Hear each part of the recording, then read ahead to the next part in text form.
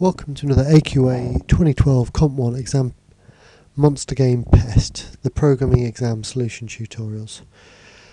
We're still looking at changing the difficulty of the game by various methods, but we're going to add a cheat feature. So this obviously makes the game easier, but more importantly allows us to test some of these extensions, like changing the number of traps from within the console. And to add a cheat feature, all I'm going to do is add a global boolean. I know it's a bit naughty to just put globals in there willy-nilly, but it makes it massively easier, and it seems a bit pointless of passing parameters backwards and forwards just for this one little feature. We've done a few other extensions that involve lots of parameter passing, so we're going to give it a miss for this one. We're then going to add a option that if the user enters the letter C when making a move, that enables the cheat feature. We're not actually going to add it to the menu because it's a cheat feature. It should be hidden. Obviously we need to change validation, and we need to change how we display the cavern, both of which are fairly simple.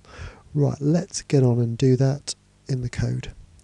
So the first thing we're going to do is add a global. So all I'm going to do is add a little variable with an identifier cheating as a boolean. I'm going to initialize it as false to start with, just to be safe. The next thing we're going to do is add something to this make move procedure, because this is what effectively handles the user's input of north, south, east and west.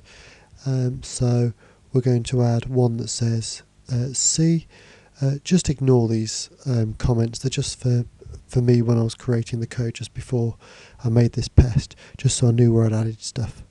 If they add a C, we're going to have a little thing that just toggles between cheating being true or false. So if cheating is currently false and they hit C, make cheating equals true, and if it's currently true, then make it false. So basically we're turning the cheating feature on and off.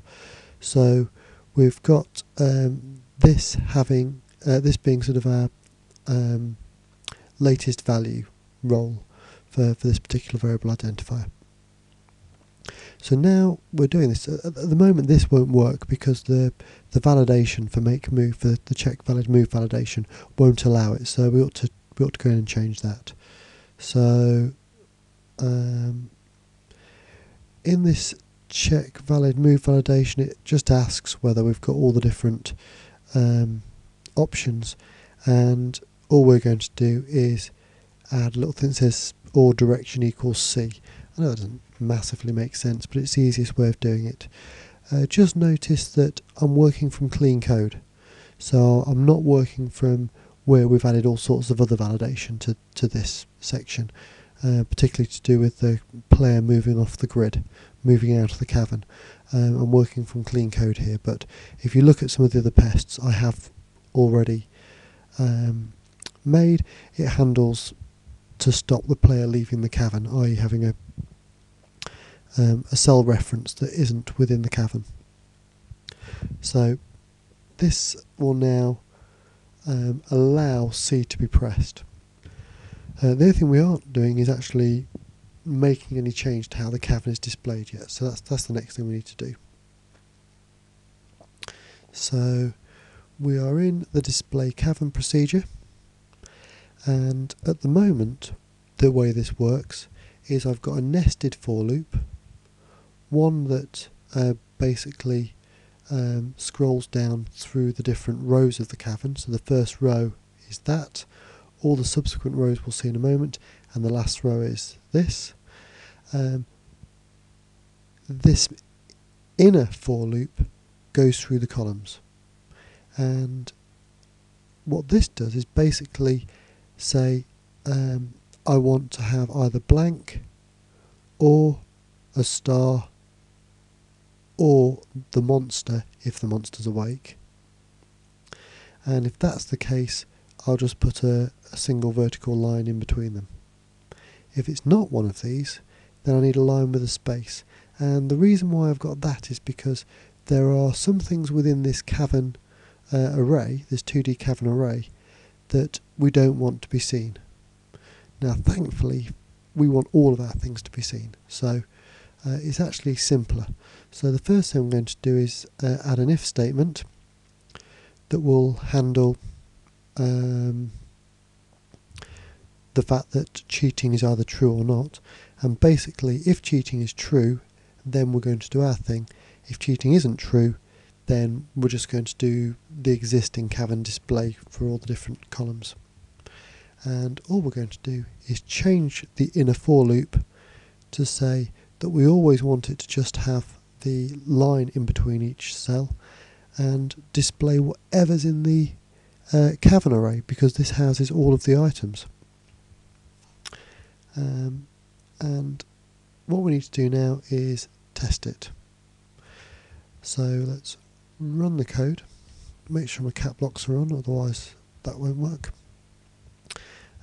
Play a game, and if I press C now, hopefully everything will appear. And we can see we've got the position of the traps, the monster and the flask. If I press C again, it all disappears. So that seems to have worked quite nicely really, and that's all we have to do. Why don't we go quickly back and just change the number of traps and see if we can see the different number of traps displayed actually on the console. So let's quickly whiz back here, change the number of traps to, let's go mad, let's say 5, run the code, start a new game, press C, and as we can see we've got 1, 2, 3, 4, 5 traps. That's going to make it much easier to test in terms of that particular problem, but also if we want to change the number of flasks and a couple of other things. So we now know how to add a cheat feature. It was a little bit involved because we had to get the input, change some validation, and then actually handle how it displays the cavern, but none of it was particularly hard. I'm not sure whether it's going to come up, but it's a possibility. And that's the end of this pest. The next pest will be changing the size of the cavern.